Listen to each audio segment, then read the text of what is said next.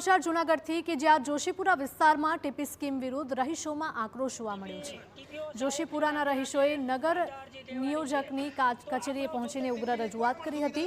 તંત્રએ બેટરમેન્ટ ચાર્જના નામે આર્થિક બોજ નાખ્યો હોવાનો આક્ષેપ છે। ટીપી સ્કીમથી મધ્યમ વર્ગના લોકોના મકાનો તૂટવાની ભીતિ સતાવી રહી છે।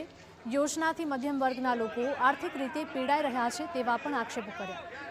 स्कीम रद्द नहीं थाय तो उग्र आंदोलन करवानी लोकोए चीमकी उच्चारी हती।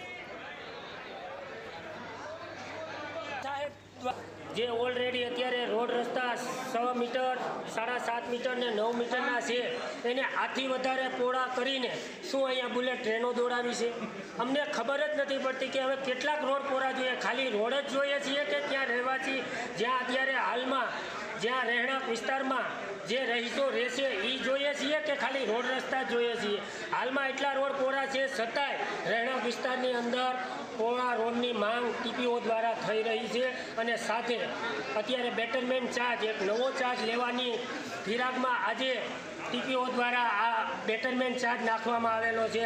તો અમારે ટીપી રોડ નહીં જોઈએ ને નહીં જોઈએ।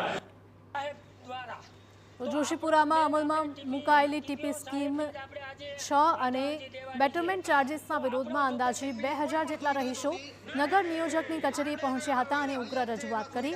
રહીશોનું કહેવું છે કે જૂની બિનખેતી થયેલી જમીનો પર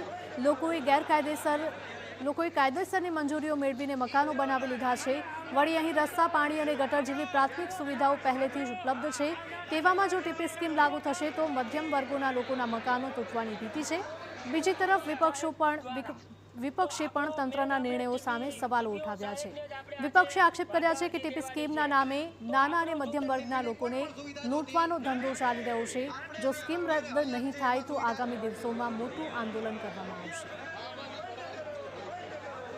સરકારે આ ટીપી સ્કીમ જે 6 છે એમાં ફેરવિચારણા કરવી જોઈએ। આમાં કોઈ પણ જાતનું કોઈ સર્વે નથી કરવામાં આવેલો। અત્યારે હાલ જે વેલ્યુએશન ડબલ કરી નાખવામાં આવ્યા છે ટીપી સ્કીમમાં એ પણ કયા આધારે કર્યા છે એ કોઈ ટીપીઓ પાસે પણ જવાબ નથી। એટલે આજે આખી ટીપી સ્કીમ છે એ માત્ર ને માત્ર નાના મધ્યમ વર્ગના જે લોકો રહે છે જોશીપુરામાં એના ખીચા ખકેરવાનો ધંધો છે।